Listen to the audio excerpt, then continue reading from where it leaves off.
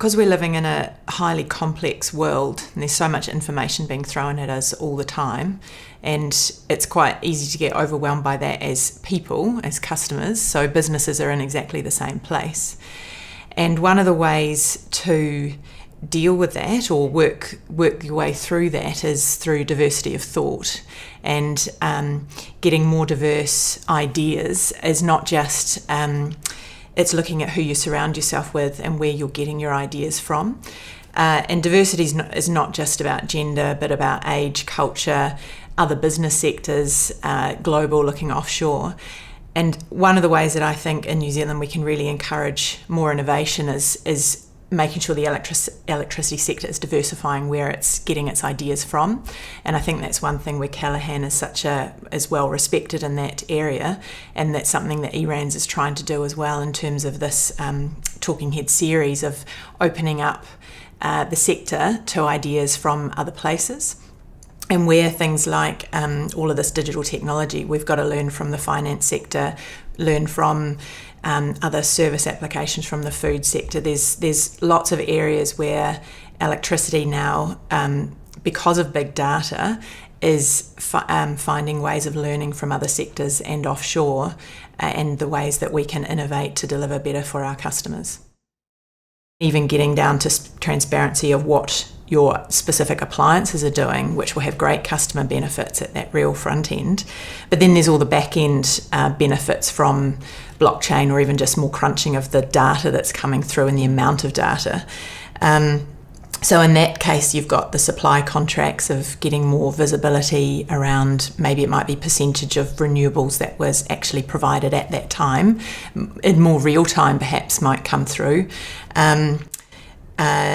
Areas around metering, billing and clearing processes will start to become faster basically, and more prosumer engagement, which I think is one of the key areas where blockchain has really stimulated the market and stimulated people's ideas around that peer-to-peer, more engagement, and that's really driving engagement from consumers as well.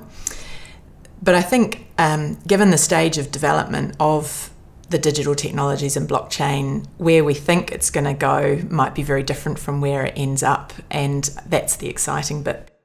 Data is going to be, I think, the next big key issue for the sector. It's becoming a big hot topic in New Zealand. I think fundamentally privacy and security has got to be a key consideration around any transaction that happens around energy.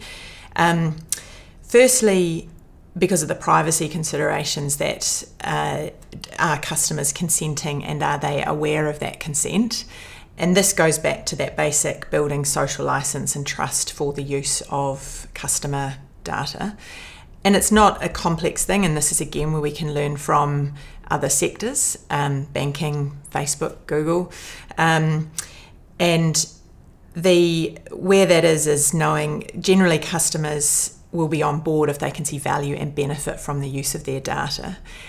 But it's going back to them being aware of it. And we see, as ERANZ, we see privacy is about data being able to be shared confidently. And that's where we're doing a lot of work around getting the sector into that space, and just making sure there's checking off around the customer side of things.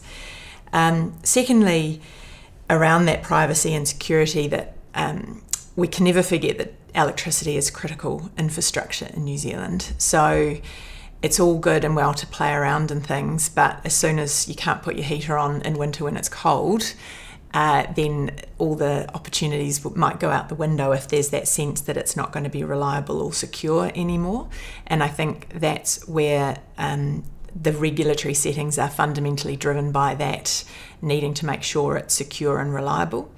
Or you have the trade-off, if you're prepared to have a more flexible system, that there might be the trade-off around that, and as long as customers are aware of that as well.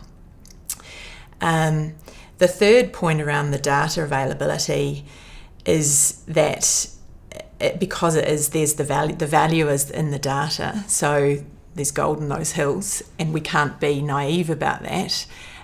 So it needs a mature conversation around the sector, around intellectual property, commercial contracts, the real costs of collecting it, because it does cost to collect it and maintain it and keep it secure and stop the cyber attacks from happening, the different layers in the sector and different interests from inside and outside, but also that opportunity, and if the customer has consented to it, making sure that that's able to happen. And ultimately, in New Zealand, any customer can get their data for free, so that's already there. The problems are the challenges behind the scenes around the data quality, the format, the costs, and who's going to cover them that need to be addressed, and that's where the sector's working through all of that.